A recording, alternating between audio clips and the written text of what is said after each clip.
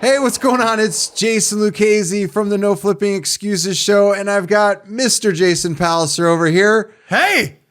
As you guys can see, we're dressed up. Hey, it's not Halloween either, but we got a really great question that came in from, I believe, it was Mary Swami Swenson? Samsonite. Samsonite. Yeah, Mary Samsonite had a question about, hey, I've got this deal that came in. What am I supposed to do if the seller backs out? But hey, before we hop into it, you have to become a subscriber. About 60% of you watching right now do not have the subscriber button clicked on your browser or your phone. By subscribing, guess what? You can totally redeem yourself. All you have to do is subscribe. And our pets' heads won't fall off anymore. Oh my goodness. Oh! So go ahead, hit that subscribe button, the like button. Hey! Make sure you drop a comment below. Who has the outfit on best? Now. All right, so let's dive into it.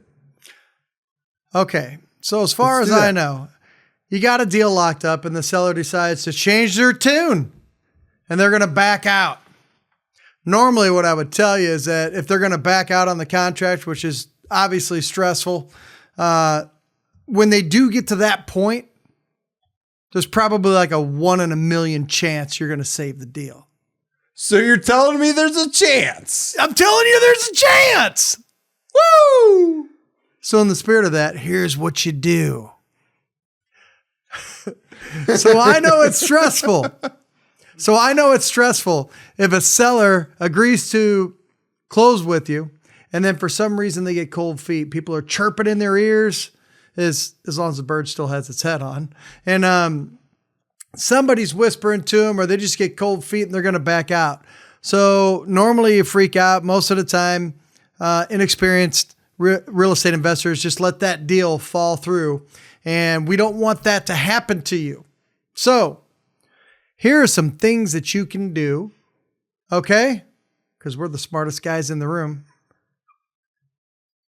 Wait, we're the only ones in the room, so I guess we are. Mike left us alone. Thank God. Now, here's some things that you can do to try and save that transaction. One, when they're going to back out, one of the things that I really like to do is lay out for them, hey, I understand that. Let's have a conversation about it. Can you tell me what the reasoning is? Because I want to make sure that I can be a solution for you. And I don't want this transaction to not be the best that it can be for you. So what's the reasoning? And so you kind of fact find and get that reasoning out there. So no matter what it is, it's just an objection to overcome. What I like to do is paint the picture that I've already put time, energy, and work into this transaction. I'll be like, hey, we do have a contract. It's already at the title company.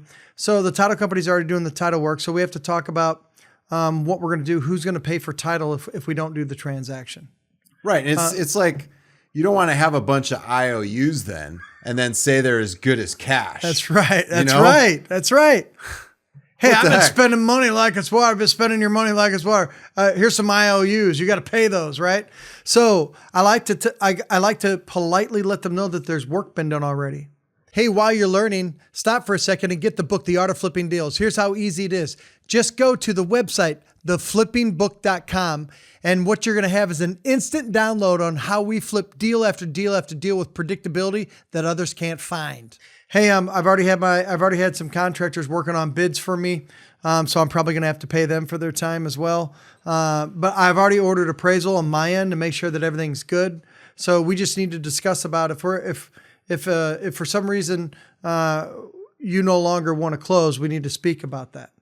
I could also let them know too, hey, we're under contract if I want to play hardball with them and say, hey, I don't want to go this direction, but we do have a legal binding agreement, and I've already put things in motion. I've already set funds aside. I've already passed up on other opportunities because I wanted to be a solution for you. So these are things that you can do to circle that homeowner back around to, you know what? Yeah, you're right. I had some initial, cold feet, whatever those objections may be. And then we just systematically solve them. But the thing that I like to do the most is make sure that they know and understand that I've already put time, energy, and money into the transaction. And if for some reason you want to back out on the transaction, then we need to find a way to unwind that and get those particular parties paid. Because once you start letting them know that money's involved, then they start to kind of backtrack a little bit. And that is the best way when they're looking to back out on a contract, to kind of circle the wagons back around them and let them know that you want to still be a solution for them. But hey, I've already put time, energy, and money into this transaction, so someone's going to have to pay for it. And usually when you do that, it kind of gets through those initial cold feet objections. It gets down to the real reason on what's going on here. Sometimes you may have to renegotiate and come up a little bit on price. But once they know that you've put money into the transaction, you can kind of circle back around with them. Yeah. That makes sense? You can. Just like when you're in the car. You know what I mean? You have to always be moving, right? You feel like you're going incredibly fast. Yeah, I'm going incredibly fast when I'm sitting in the passenger side and Jason's driving, because I don't like to drive. That is true. He can't handle road trips, folks. This is true. So you have to be able to have your contract in place. Make sure you have that conversation with the seller, because there's something going on. Maybe they talk to a family member. Something happened for them to get cold feet and want to back out of it. But you could always try and back out too for a fee. Yeah, absolutely. You can still get paid for your time, right? So that's what we would tell you. So if a seller's getting cold feet or looking to back out, just these are the things that you need to have the conversation with them, find out what their issue is, and then go past that and let them know all the time, energy, and money that's involved, so you can circle back and try and renegotiate or keep that transaction good. And so those are the things that you need to commit to memory, because again, sometimes we get moving fast and we're in danger of being dumb, but we don't want to be dumber. Kick his ass, Seabass. That's right. By not knowing what to say to a homeowner when presented with somebody that's trying to get cold feet and walk out of the transaction. So from Jason to Jason, we want to make sure that you know that there's better than a 1 million chance for you to circle back and get that deal done. Yeah, absolutely. And we'll definitely get in contact with Mary. Right? Oh, look at him. He's moving. That's awesome. I'm moving fast. He is. So here's what we're going to do. We want to find out from you, what movie are we referencing throughout this entire episode? We're going to be doing some giveaways here. We've been hitting some milestones and we'll give you on a the hint. channel. It's not Gladiator. Yeah, definitely not. We're not in that kind of shape. No. So let us know what you think down in the comment section below. I know we went a little goofy on this episode, but hey, you have to do that. You have to be a little goofy in life. We've been shooting videos for days. We got to have fun. That's right. I like this. I think I'm gonna go and get one. And if you have suggestions for us, how about that? If you got some suggestions, let us know. We may show up with some other fun stuff. Absolutely. We like to keep it 100. That's not a quote from the movie, by the way. So with that said, hopefully we've earned your subscribership today. Click that button below. Make sure you drop a like. Make sure you drop a comment. What kind of questions do you have about maybe you lost the deal from a seller wanting to get out of the contract? Let us know. How did that affect you? What did you try and do? And we'll give you some suggestions on that to see if that's something that you could overcome in the future if that happens, because that does happen more often than you think. So it's better to be well prepared than underprepared going into a situation like that. So Jason, any parting words that you have for our folks here before we head off and hit the slopes? Nothing. Just take care of your pets. And if their heads pop off, you Scotch tape. Yeah. Just don't sell them to little Scotty. All right. We will see you guys on the next one. Take care. Bye now.